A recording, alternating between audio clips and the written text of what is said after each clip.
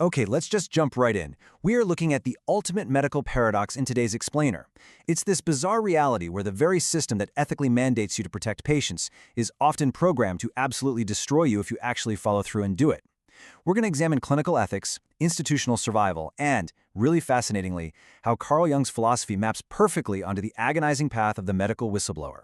Let's look at the whistleblower's paradox, Dr. Srivatsa, and the alchemical journey. What happens when saving a life destroys your career? If you're a medical student or a junior doctor, you're taught from day one that patient safety is paramount, right? I mean, it's the absolute bedrock of the calling. But the sources we're digging into today ask a really terrifying question about the personal cost of that duty. What actually happens when stepping up to defend the public effectively ends your livelihood? Take a look at this quote. A physician must report to the appropriate authorities those colleagues who practice unethically or incompetently. Now, the World Medical Association and the General Medical Council strictly require this kind of whistleblowing. But our sources point out a pretty ominous caveat embedded in these ethical manuals. Reporting is almost always framed as a last resort, and you gotta wonder, why? Well, it's because the system explicitly acknowledges the incredible cost to the whistleblower. It leads to almost certain hostility and complete professional ostracization.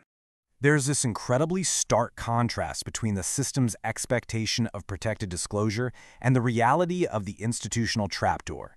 You have these pristine written guidelines that tell you to pull the safety cord when something goes wrong, the assembly line stops, and the defect is fixed. But the brutal reality of hospital bureaucracy? That red cord is often wired to a trapdoor right beneath your feet. The institution is highly incentivized to just eliminate the person raising the alarm rather than fixing a complex, expensive problem. To really ground this, we're looking at the intensely documented ordeal of Dr. Kadiyali Srivatsa. Back in 2009, armed with 40 years of critical care experience, he made a protected disclosure to his primary care trust. He raised some very severe alarms about a clinic relying on what he called cookbook medicine. Basically, untrained staff were rigidly following flowcharts instead of actually applying physiological knowledge. And the errors he documented were terrifying. We're talking about stopping a recommended inhaler for a baby or misdiagnosing a severe systemic rash as simple eczema, which led to an immune-suppressing steroid treatment that literally blinded the practitioner to the actual illness. So you'd think they'd fix those clinical errors, right? No. Instead, the administration breached his confidentiality. They literally handed his safety complaint directly to the very managers he was reporting. This triggered a massive retaliatory playbook. Staff started fabricating claims about his attitude and behavior just to distract from their own incompetence. And then the General Medical Council launched a devastating investigation. The system completely weaponized its own investigatory protocols just to protect their cheaper, nurse-led economic model. And adding to the tragedy, our sources highlight a profound institutional betrayal from the very union that was supposed to shield him. His British Medical Association representative totally evaded discussing the 99 points of clinical and administrative wrongdoing that he brought forward. They just abandoned him. He was left completely isolated. In fact, he was so terrified of being framed by coordinated staff that he physically refused to enter his own clinic, knowing he was essentially walking into an ambush. So here's the crucial point. Society and the medical establishment looked at his resulting bankruptcy, his isolation in a room in Germany, and his severe PTSD, and they saw a complete and total failure. But if we look at this through the lens of the legendary psychologist Carl Jung, we get a radically different view.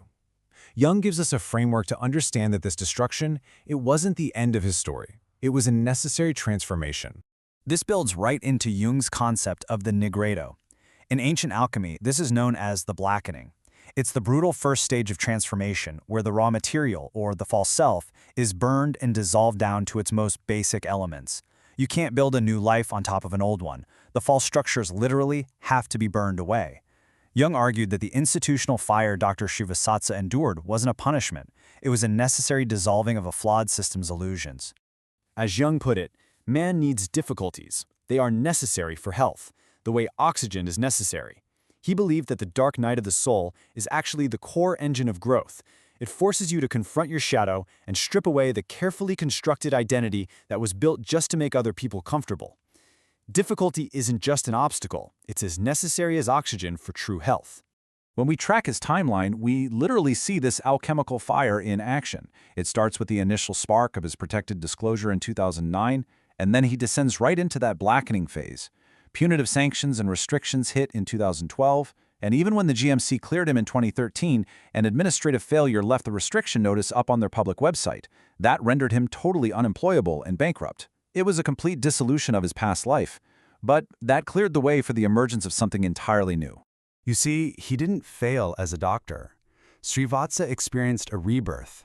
The sources dive into research on biological inheritance, which suggests that traumatic environments actually alter the epigenome, creating a sort of survival manual that gets passed down through generations.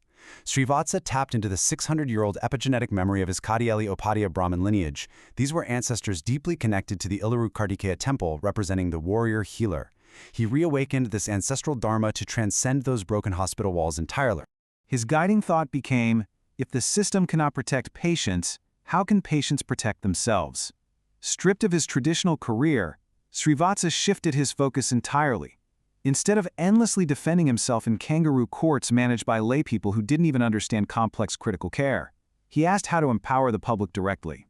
He took 4 decades of emergency room experience and channeled it into his Dr. Maya AI and Prima kiosk networks, diagnostic systems that operate completely independently of the institutions that dismissed his warnings. So as a newly qualified doctor, how do you navigate this trapdoor? I'm speaking directly to you, the junior doctor stepping onto the ward today. How do you balance those pristine moral mandates written in your medical textbooks with the brutal reality of institutional self-preservation? First, you really need to understand the psychosocial trauma responses at play here. When ethical dissonance strikes, you're going to experience a trauma response. Fight is whistleblowing against the system. Flight is ghosting the organization and becoming a bystander. Freeze is accepting the abuse, essentially victimizing or gaslighting yourself. And fawn is actually collaborating in the wrongdoing. The sources explicitly warn that institutions will literally weaponize mandatory psychiatric evaluations to gaslight you and suppress that fight response, trying to label you as unstable just to discredit your clinical evidence. Navigating this requires a solid survival guide. You can't be naive. Step 1, assess your legal protections carefully. Step 2, gather robust, absolutely undeniable clinical evidence, just like Srivatsa did with those flowcharts. Step 3, strategically select between internal and external reporting channels, because internal channels might just alert the wrongdoers. And finally, Step 4, prepare yourself for the severe psychosocial impact of retaliation. As Jung said, find meaning in what you suffer and you will ease its weight. To survive the profound psychological toll of whistleblowing, adopting this Jungian perspective is absolutely crucial. The difference between being destroyed by the fire and being transformed by it is your relationship to the suffering. You have to choose to frame the retaliation not as a career failure, but as the fiery crucible forging your true purpose. So, I'll leave you with this final question. When you are forced to pull the red cord, will you let the system's fire destroy you, or will you let it forge you into something greater? As you don your white coat and step into the clinical world, know that the medical system will inevitably test your integrity. When that trapdoor opens, the choice of what you become is entirely yours.